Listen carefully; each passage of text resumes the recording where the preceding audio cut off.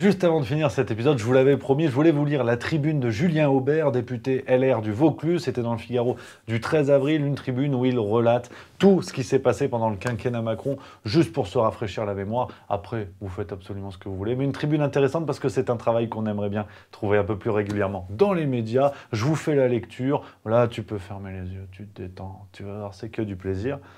Les Français auront été privés d'un échange critique sur le bilan du macronisme. Désormais, au second tour, le temps du débat est passé car on nous demande, on nous somme même, de faire barrage à la candidate du Rassemblement national et donc d'annoncer que l'on votera pour Emmanuel Macron.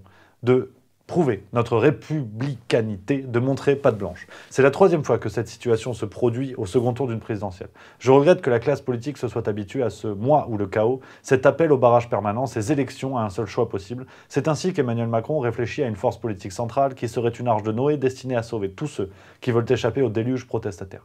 Emmanuel Macron, pour tous les Français, c'est le déhanché de Castaner en boîte de nuit quand Paris s'embrase. Griveaux qui moque des gars qui fument des clopes et roulent au diesel. L'autorisation des chimères homme-animal.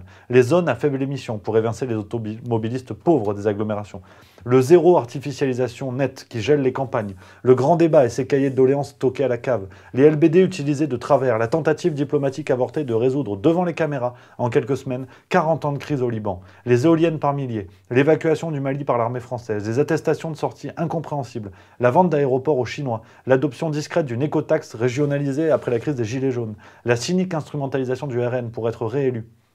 L'IVG autorisée jusqu'à la 14e semaine, malgré les critiques de nombreux médecins. Emmanuel Macron, ce sont aussi les soignants non vaccinés, suspendus en pleine crise sanitaire. Les sermons en mode prêchi-prêcha télévisuel de 30 minutes. Trump, puis Poutine, qui nous humilie. Le pas de tango sur le glyphosate. L'explosion de la taxe foncière. L'identité de genre reconnue par la loi séparatisme.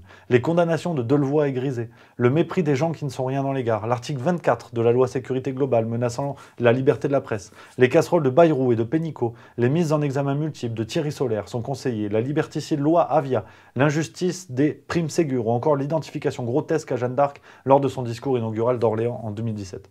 Emmanuel Macron, c'est encore les sommes faramineuses payées à McKinsey, un déficit commercial record de 85 milliards d'euros, le pilonnage people orchestré par Mimi Marchand, la France ridiculisée dans l'affaire des sous-marins australiens, la tentation de vendre les chantiers navals de Saint-Nazaire à MSC dont les dirigeants ont un lien familial avec son bras droit Alexis Collère, Sibeth Ndiaye traitant Simone Veil de meuf ou se vantant de ne pas savoir mettre un masque, fermer Fessenheim et ouvrir des centrales à charbon, la dissolution de la mission d'information parlementaire, suivant l'action gouvernementale en matière sanitaire en pleine crise Covid, la nomination au Conseil constitutionnel du supérieur hiérarchique du procureur qui a classé l'affaire des mutuelles de Bretagne, les homards de Rugy, Microsoft gérant nos données de santé, la bamboche en Barésie à l'Élysée, reconnaître que Maurice Audin a été tué par des militaires pendant la bataille d'Alger, en passant sous silence son rôle de porteur de valise du FLN qui menait une campagne de terrorisme contre les Européens, ce qui interdit de comprendre le contexte de ce drame et équivaut à le présenter comme un héros.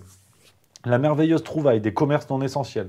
Posé mal rasé à l'Elysée pour singer Zelensky, les salmigondis sur la souveraineté européenne, les 80 km/h, la tentative de faire porter à l'opposition la responsabilité du maintien des municipales, la députée LREM qui se plaint de devoir manger des pâtes en raison de la modestie de ses émoluments, et celle qui fait payer les visites de l'Assemblée nationale, les chômeurs qui pourraient trouver un travail en traversant la rue, la vente d'ADP, la suppression démagogique de l'ENA, l'élargissement du regroupement familial aux frères et sœurs des mineurs isolés, les propos honteux sur les mâles blancs, le t-shirt sur les violences policières porté par Macron, McFly et Carlito qui suppléent Attali et Malraux, l'humiliation du général De Villiers, une dette qui a gonflé de 560 milliards d'euros en 2 ans, la nomination d'amis socialistes en masse à la Cour des comptes, au Conseil d'État, à la Cour de cassation, la photo à Saint-Martin avec un délinquant à demi-nu qui fait un doigt d'honneur, la Légion d'honneur à Agnès Buzyn.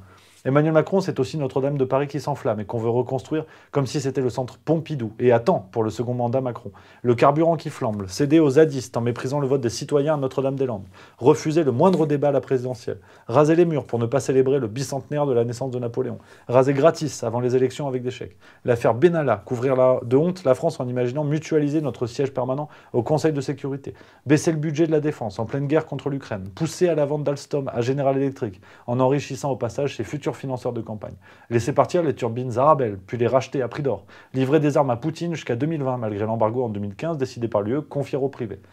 l'acheminement de la propagande électorale, créer le crime d'écocide, emmerder les Français non vaccinés, proposer l'autonomie de la Corse, à la Guadeloupe et au moindre type qui brûle une bagnole, insulter les pieds noirs en parlant d'un crime contre l'humanité en Algérie, diviser les harkis, appauvrir les étudiants avec la baisse des APL, laminer les retraités avec la hausse de la CSG, présenter une déclaration de patrimoine inférieure à celle de Jean Lassalle, oser reprendre le slogan du NPA « Nos vies valent mieux que leurs profits » en plein scandale financier, signer le pacte de Marrakech, imaginer une réforme des retraites shadowkienne et l'abandonner en prétextant le Covid, refuser de fermer les frontières en pleine crise sanitaire jusqu'à ce que nos voisins le fassent à notre place, euthanasier le programme de recherche sur les déchets nucléaires astrides, ratifier le CETA d'une main en invitant Greta Thunberg de l'autre, remplacer la démocratie par un gadget citoyen tiré au sort, la Convention citoyenne, négocier le projet Hercule pour désosser EDF, pousser pour un emprunt européen fédéral, mentir sur l'utilité des masques, sur le pass sanitaire en expliquant d'abord qu'on ne le mettrait jamais en œuvre, et voir l'Arc de Triomphe saccagé.